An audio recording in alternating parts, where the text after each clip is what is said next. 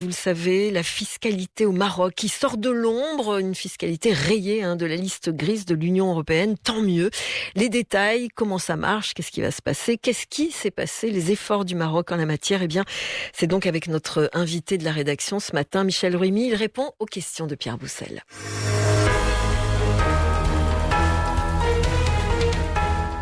Michel Ruimi, bonjour.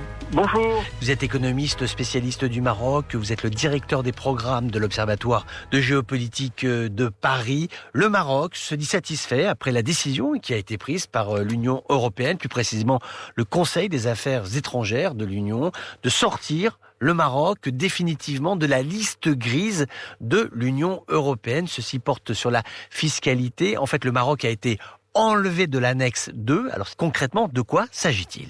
C'est que le Maroc avait fait part de ses engagements pour mettre en conformité son système fiscal avec les règles de bonne gouvernance internationale.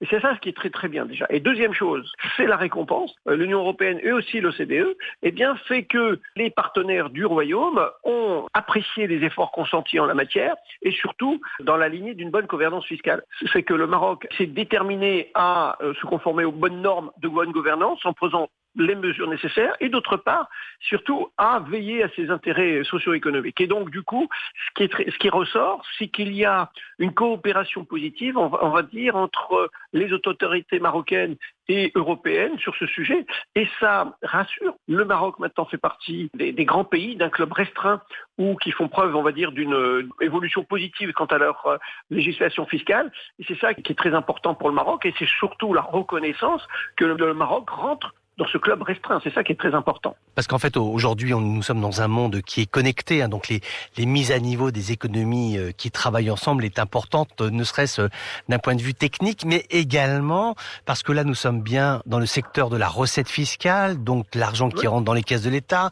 Nous avons des efforts à fournir dans le cadre de la lutte contre le Covid. Tout cela concourt en fait à la normalisation et à la cogestion d'économies qui sont riveraines de la mer Méditerranée. Oui, tout à fait.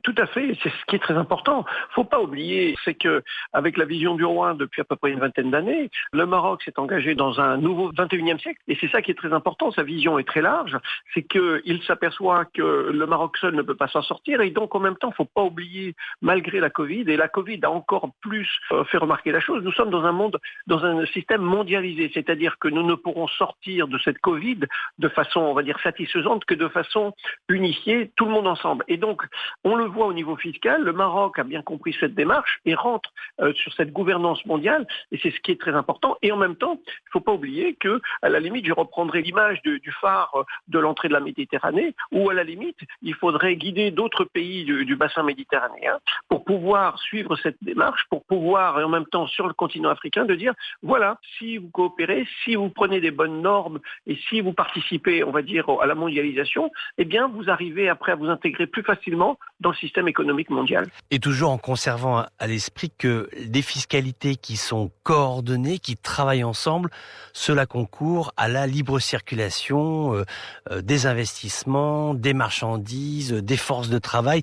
de part et d'autre de la Méditerranée et également dans le contexte du commerce et des relations économiques mondiales. Tout à fait, exactement. C'est une continuité de l'Europe. On va dire que l'Europe c'est un des exemples de cette gouvernance mondiale, mais on a une continuité, on va dire, de territoire fiscal, et c'est ce qui est très important parce que aujourd'hui, d'une certaine manière, ce qui fait la différence en termes de fiscalité, c'est souvent les prix. Et là, notamment, il n'y a pas que ça. On a besoin pour les investisseurs d'une stabilité fiscale. On a besoin d'une sécurité que lorsque j'investis dans un pays, eh bien, ce pays suit les normes internationales que je peux retrouver en Europe ou aux États-Unis, par exemple, ou ailleurs. Et c'est ce qui est très important parce que, d'un certain côté, le Maroc, en fait, s'élève petit à petit, pas à pas, vers des normes standards internationales de haut niveau. Et qui sait, dans quelques années, bien sûr, le chemin sera long, sera pavé d'embûches, mais malgré tout, il a tendance à s'élever de sa situation d'il y a une vingtaine d'années. Et sous les traces de Hassan II, eh bien, il continue, le roi Mohamed VI continue à développer, à tirer le Maroc vers, on va dire, cette cette double face européenne, mais en même temps africaine, et il a un terrain favorable pour faire tout cela. Et c'est ce qui fait que, en même temps, si d'un côté, on va dire, les Marocains se trouvent à côté de l'Europe, et bien de l'autre côté, on se retrouve de l'Afrique, et que finalement, les Africains, quand ils vont se retrouver au Maroc, ils vont se dire, bah oui, mais c'est l'antichambre de l'Europe.